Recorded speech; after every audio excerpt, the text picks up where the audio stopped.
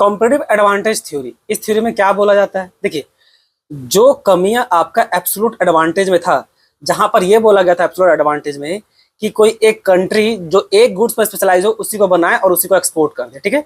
अब उसमें ये नहीं बताया गया कि अगर आप हर गुड्स में स्पेशलाइज हो, जैसे अमेरिका जैसा कंट्री, तो भाई तब कोई कंट्री क्या करे।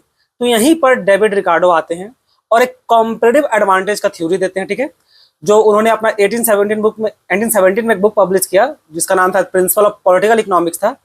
उस पे उन्होंने बताया कि भले ही कोई कंट्री हर गुड्स को बनाने में स्पेशलाइज हो, चाहे 1, 2, 3, 4 गुड्स में, लेकिन इसके बाद भी वो कंट्री कोई एक गुड्स में ज्यादा बेटर होगा, ठीक है।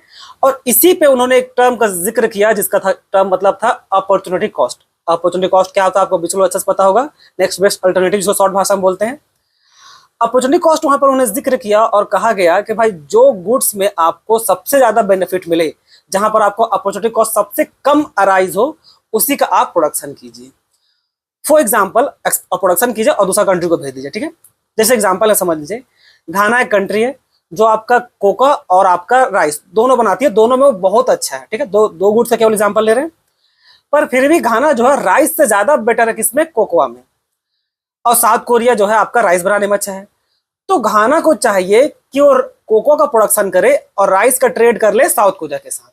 तो इस कॉम्पिटिटिव एडवांटेज थ्योरी में मेनली यही बोला गया था कि भले ही आप अलग अलग चीज में एडवांटेज रखते हो, पर उसके बाद भी आप कॉम्पिटिटिव किसमें सबसे बेस्ट है उसको सेलेक्ट कीजिए और उसी को एक्सपोर्ट कीजिए। जहां पर आपका अपॉर्चुनिटी कॉस्ट कम आए उसी गुड्स को कंसीडर कीजिए और उसको फिर एक्सपोर्ट कीजिए। तो इसका मतलब बस यही है बच्चों। धन्यवाद।